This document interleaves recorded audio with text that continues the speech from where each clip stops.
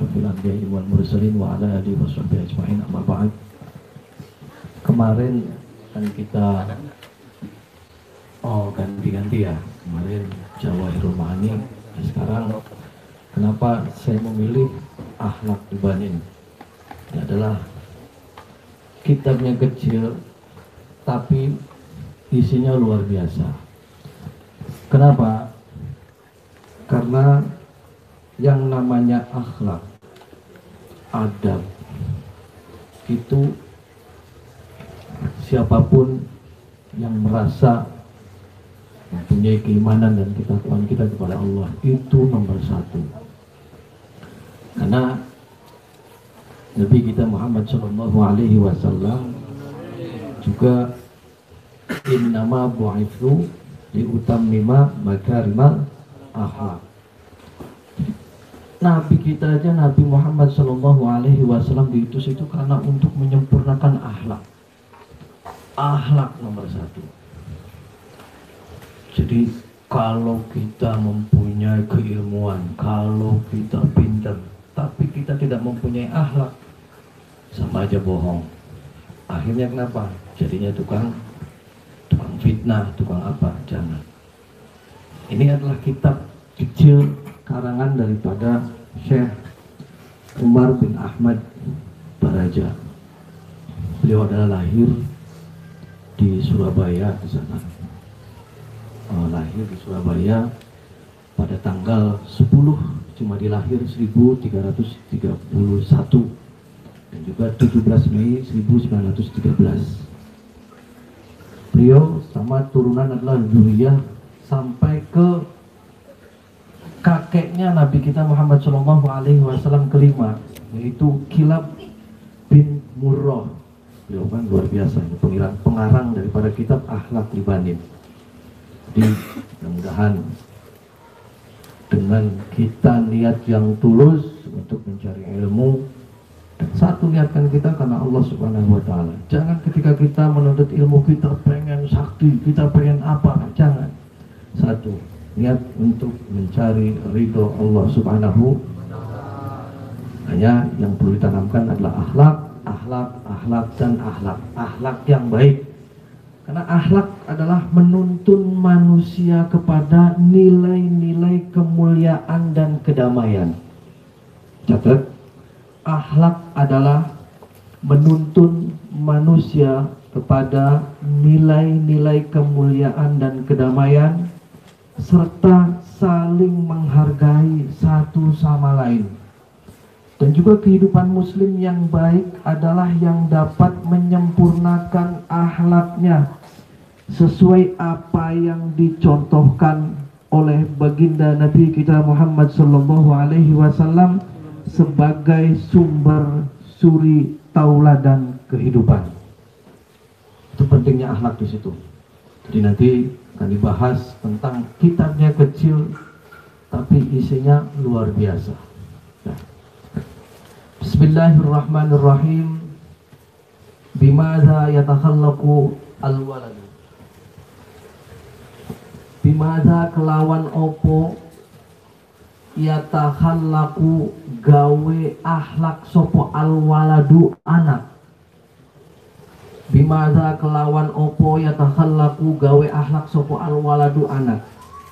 Yajibu wajib alal waladi ingatase anak opo ayatakhallaqu yenta gawe akhlak sopo al-walad bil akhlaki kelawan piro-piro akhlak al-hasanati kang bagus. Min sihorihi awit saking cilike walad. Lita'isha supaya urip sopo walad. Lita'isha supaya urip sopo walad mahbuban hale den senengi fi kibarihi ing dalem masa tuane walad. Yajibu wajib alal waladi ing atase anak opo ayatakhallaqo yen ta gawe akhlak sapa walad bil akhlaki kelawan piro-piro akhlak al hasanati kang bagus min syuhurihi awit saking cirike walad. Ditaisa supaya urip sapa walad mahbuban halidin senengi fi kibarihi ing dalem masa tuane walad. yardo ridho anhu saking walad sapa rabbuhu pangerane walad wa yuhibbuhu lan den senengi ing walad sapa ahluhu ahline walad wa jami'un nasi lan sekabehane piro-piro manusa. Jadi ini adalah bimada yatahallaku al walad. Dengan apa sih kita membuat akhlak, dengan apa sih kita pendidikan akhlak mulai daripada dini itu, dari mulai kecil, gimana, bagaimana caranya memberikan pondasi terhadap anak-anak atau kita sebagai anak didik, anak santri untuk mempunyai akhlak-akhlak yang baik, yaitu yajibu 'alal waladi ayyatakhallaqa bil akhlaqil hasanati min sigharihi. Wajib bagi seseorang anak itu untuk kita dididik bil akhlaqi al hasanati, dengan beberapa akhlak yang baik min sigharihi, mulai dari kecil.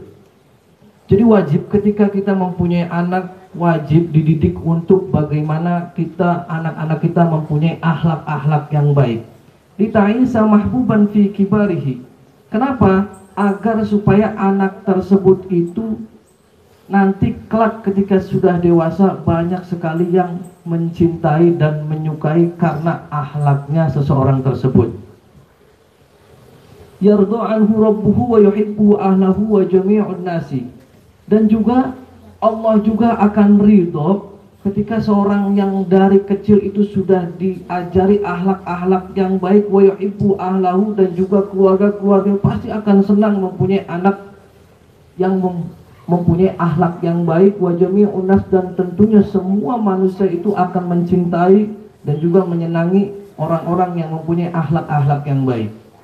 Wa yajibulan wajib alaihi ing atase walad aidon halemaning. Wajib apa? Ayya beta'ida yen tangadohi sopo walad anil ahlaki saking piro-piro ahlak al-qabihati kang ala. Wa yajibulan wajib alaihi ing atase walad aidon halemaning. Wajib apa? Ayya beta'ida yen tangadohi sopo walad anil ahlaki saking piro-piro ahlak al-qabihati kang ala. Kaila yakuna, supaya ora anak makruhan hale den sengiti. Layar do ora ridho anhu saking walad sopo robbuhu pangerane walad, wala yuhibbuhu lan ora den demeni ing walad sopo ahluhu ahliye walad, wala ahadun lan ora ana suwiji minan nasi saking piro-piro manusa. Nah, jadi kebalikan daripada ketika anak itu mempunyai akhlak yang baik, yaitu ayya beta'ida anil akhlaki al-qabihati. Jadi kita harus wajib menjauhkan dari beberapa akhlak-akhlak yang kurang baik. Tadi wajib kita agar anak kita atau kita sendiri itu mempunyai akhlak, dan di sini juga wajib kita menjauhi akhlak-akhlak yang tidak baik. Kaila yakuna makruhan. Kenapa? Karena kalau kita tidak mempunyai akhlak, pasti orang-orang sekitar kita bakal memusuhi kita. La yardu anhu rabbuhu wa la yuhibbu ahlahu. Dan Allah pun tidak ridho terhadap kita, yang mana kita tidak mempunyai akhlak-akhlak yang baik, wa la yuhibbu ahlahu. Dan tentunya keluarga-keluarga kita pun tidak akan mencintai kita, wala ahadun minan nasi, dan juga dari teman-teman kita dan juga dari orang-orang sekitar kita, apabila kita tidak mempunyai adab, tidak mempunyai akhlak yang baik. Jadi minimal kita belajar dari akhlaknya Rasulullah Shallallahu Alaihi Wasallam. Ada suatu cerita, di situ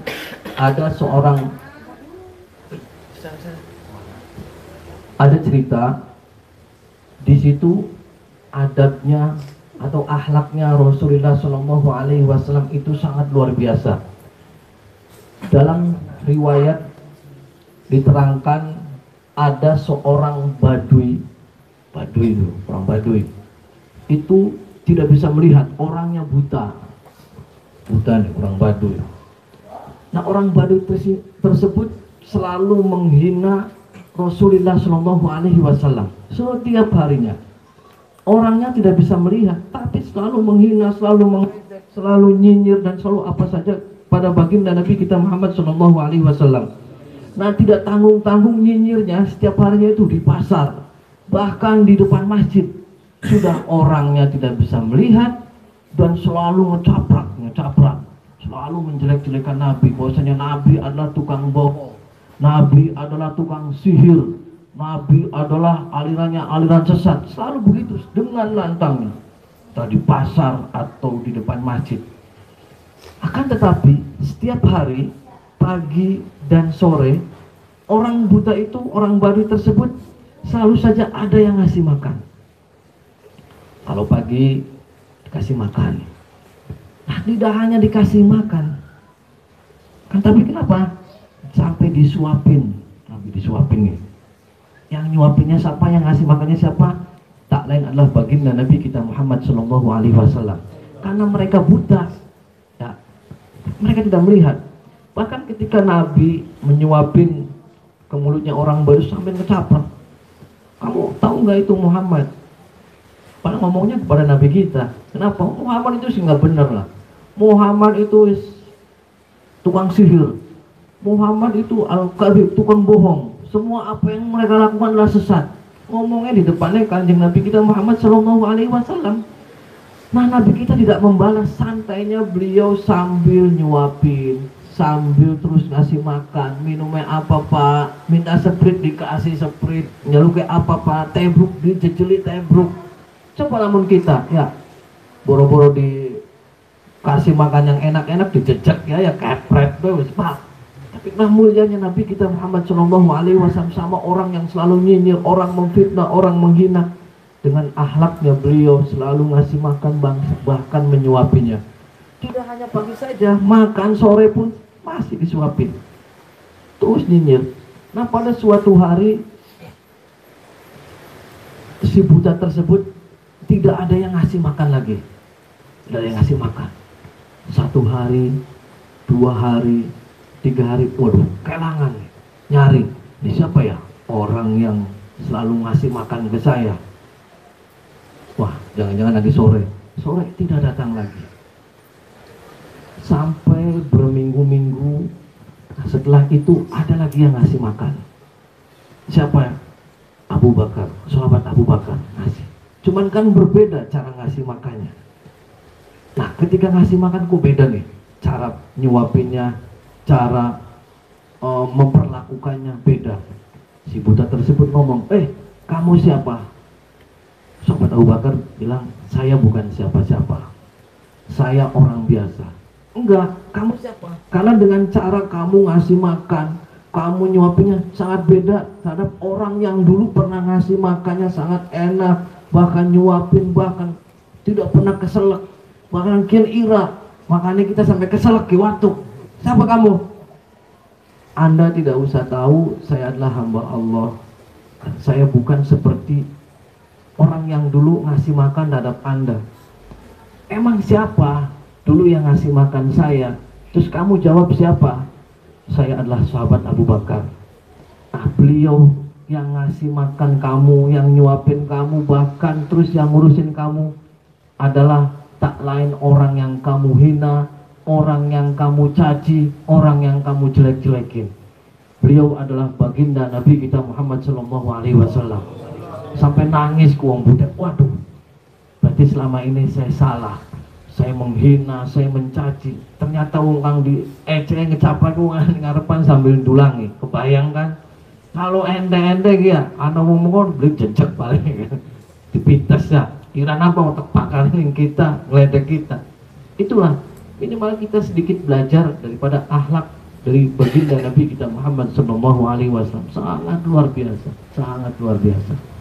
Jadi apalagi kita santri, kita ngaji, dahulukan akhlakul karimah, akhlak yang baik, agar kita kelak mendapat ilmu yang bermanfaat, ilmu yang bermanfaat bagi diri kita sendiri dan juga bagi keluarga dan bagi orang lain dan negara tercinta ini. Ya. Jadi itu sekelumit. Ada lagi. Waktu itu ada salah satu sahabat ini yang selalu membuat Nabi kita selalu tertawa karena dengan humornya selalu tertawa. Nah, sahabat ini lagi ngumpul di masjid, Waktu itu setelah sholat asar, ngumpul, ada Rasulullah Shallallahu Alaihi Wasallam juga di situ. Nah, lagi ngobrol-ngobrolnya, ada lagi orang Baduy lagi datang. Datang itu membawa onta, ontanya gemuk, tinggi, bagus.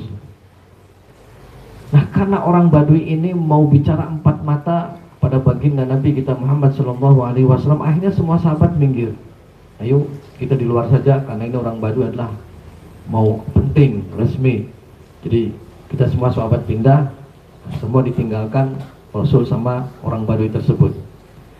Nah, ketika sudah pada di luar, sahabat-sahabat kan biasa guyonan, nah, biasa bercanda, ngumpul nih. Wah, ini ontanya bagus nih, gemuk lagi. Gimana kalau kita sembelih? Jatuh sahabat itu. Ada lagi, jangan, masa disembelih? Udah tenang aja, baginda kita kan orangnya baik. Pasti diganti lah. Ketika onta harus disembelih, pasti akan diganti sama Nabi kita. Nabi kita orangnya baik, terus ramah, nggak mungkin kita dimarahin. Terus tenang baik, sikat. Nah, akhirnya gimana? Akhirnya sepertujuan, karena ya biasa humor, disembelih lah onta tersebut. Cas, tugel. Wah, disembelih, dicacat. Itu bedakan gitu. Begitu selesai, orang Baduy ngobrol sama Nabi kita Muhammad Shallallahu Alaihi Wasallam, keluar kan. Waduh, ontanya kita ndek, ontanya sudah nggak ada. Kenapa? Matiku, lagi ditetel-tetel dagingnya. Ngamukan, ya Rasul, ini gimana? Kerjaannya batur-batur ini, sahabat-sahabatnya ente, ini gimana? Onta kita beli salah, disembelih, dicacak-cacak, waduh, bener gitu. Akhirnya dicari siapa ini pelaku, dalangnya siapa? Akhirnya Rasul tahu, wah ini adalah salah satu sahabat, saya namanya lupa lagi nih. Ayo dicari sama Rasul, dicari. Waduh, kan bener maning bocah gitu. Cari, ngumpet. Salah satu sahabat, kang inisiatif, kang nyembelih, ngumpet. Ngumpet di rumah lagi umpetan, ditutupin godong kurma, tutupin. Nah, tutup. Apa Rasul? Nah, waduh, sambil ngelus-ngelus dada, aduh, Iran apa? Kamu kenapa? Onta beli salah, onta wong disembelih. Alah, gawe penyakit, baik. Diam aja. Ayo, kenapa kamu? Ini onta tidak salah, kamu disembelih, main sembelih aja. Akhirnya diceritakan sahabat, enggak sahabat, tadinya saya nggak mau, cuman ada yang ngomong katanya udah disembelih aja, karena Nabi kita baik, Nabi kita maha pemurah, Nabi kita maha pemaaf, sembelih aja pasti nanti diganti. Apa jawab Rasul? Ya, bari senyum-senyum baik. Akhirnya jawab, ya udah, kamu nanti masuk surga, walaupun masuk surga sambil ketawa-ketawa. Itulah akhlak daripada baginda. Coba kalau enten-enten ya, ada tamu terus nggawa kuda disembelih, wah pasti dicincang orang yang nyembelihnya. Ya, benar beli. Nah, itu kan kita harus belajar sedikit demi sedikit, misalnya akhlak, bagaimana akhlak baiknya baginda Nabi kita Muhammad Sallallahu Alaihi Wasallam. Dan juga kita tidak boleh meremehkan keilmuan orang lain. Kita tidak boleh menganggap ilmu orang lain itu remeh, jangan. Semua keilmuan baik, semua siapapun yang menegakkan amar ma'ruf nahi mungkar, semuanya baik. Tidak ada kiai yang tidak baik, semuanya baik semua, baik semua. Jadi jangan ketika wah di pesantren sana mah diajarinnya bagus nih, bisa terbang apa, jangan. Wah di sana mah gini, jangan. Wah kiai ini mah lebih baik, ini jelek, jangan. Semua jangan dibeda-bedakan. Siapapun itu yang ketika menegakkan amar ma'ruf nahi mungkar, dan kita selalu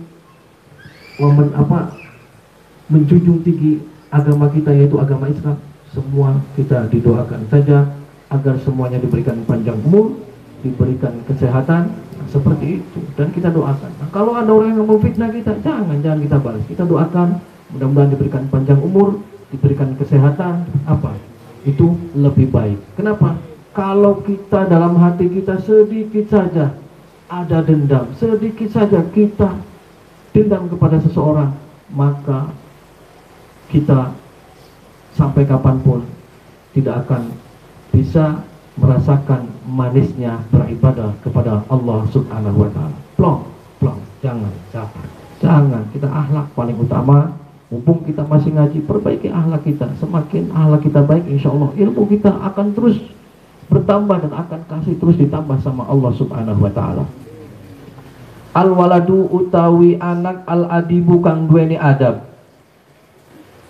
Al waladu utawi anak al adibu kang duwene adab iku yahtarimu mulya akan sopo al walad walidayhi ing wong tua lorone walad wa muallimihi lan piro-piro gurune walad wa ikhwanihi lan piro-piro sedulurne walad al kibaro kang gede wa kulluman lan saben-saben wong huwa kang utawi man iku akbaru luwi gede minhu saking al waladul adib wa yarhamu lan den welasi sopo al waladul adib ikhwanahu ing piro-piro sedulure al waladul adib as-sighara kang cilik wa kullu man lan saben-saben wong huwa kang utawi man iku ashurul luwi cilik minhu ketimbang saking al waladul adib wa yasduku lan benerakan sopo al waladul adib fi kalamihi ing dalam piro-piro ucapane waladul adib wa tawadhu lan tawadu sopo al waladul adib ma'an nasi serta piro-piro manusa wa yasbiru lan sabar sopo al waladul adib alal adha ing atase piro-piro pilara wala yuqati'u lan ora ngadohi sopo waladul adib al aulada ing piro-piro bocah wala yatakhasamu lan ora tukaran sopo waladul adib ma'ahum sertane walad wala yarfa'u lan ora banteraken sopo waladul adib sautahu ing piro-piro suarae waladul adib idza takallama sekalane ngomong sopo waladul adib au dohika atawa gemuyu. Jadi al waladul adib apa sih? Bagaimana sih orang yang mempunyai adab, orang yang mempunyai akhlak? Yaitu al-waladul adib yahtarimu walidayhi wa muallimihi. Orang yang mempunyai adab, orang yang mempunyai akhlak itu hidupnya bakal mulia dan juga bakal dienakan, bakal dimuliakan tentunya sama kedua orang tua kita dan tentunya sama guru-guru kita. Wa ikhwanuhu al-kabir dan juga tentunya para saudara-saudara kita yang gede atau kakak-kakak kita, paman-paman kita, tentunya semuanya akan senang. Wa kullu man huwa akbaru minhu dan juga setiap orang yang umurnya lebih tua. Ketika kita memperlakukan orang-orang yang lebih tua daripada kita, yaitu memperlakukan dengan akhlak-akhlak yang baik, tentunya orang-orang yang umurnya lebih dari tua daripada kita tentunya akan senang. Wa yarhamu ikhwanu as-sighar dan juga tentunya saudara-saudara kita yang kecil, adik-adik kita, tetangga-tetangga juga tentunya senang terhadap kita apabila kita mempunyai akhlak dan juga adab yang baik. Wa kullu man huwa ashharu minhu dan juga ketika di luar rumah orang-orang yang umurnya lebih dari lebih rendah daripada kita dari kita atau lebih kecil daripada kita itu akan senang terhadap kita. Wa yasdaqu fi kalamihi wa yatawaddu ma'an nas. Dan juga orang yang mempunyai akhlak itu ucapannya pasti benar. Kenapa? Karena yang didahulukan adab dan juga akhlak. Wa yatawaddu ma'an nas. Dan sesama manusia pasti akan tawadu. Merasa bahwasanya diri kita adalah hina dan merasa diri kita tidak ada apa-apa. Ya, itu akan selalu tawadu dengan siapapun. Wa yasbihu 'alal adza. Dan juga tentunya sabar terhadap apa-apa yang telah menimpa kita, musibah yang ada pada kita, pasti akan sabar. Itu adalah tanda-tanda orang yang mempunyai adab dan orang yang mempunyai akhlak. Wala yuqati'u auladahu. Dan juga anak-anak kecil pasti akan mencintai kita. Mereka tidak akan mungkin menjauh kita. Karena senang sih. Ya, sekarang orang kita dewasa nih, sama anak kecil, kita berakhlak yang baik, kita enak. Nah, anak-anak kecil pasti akan lengket terhadap kita. Karena nyenengi. Orang yang mempunyai akhlak, orang yang punya adab itu nyenengi. Beda yang tidak, nyengitik, ya, sengit, ngomong petakalan, ngomong ada guru pasti ngelihatnya sengit, benci. Kenapa?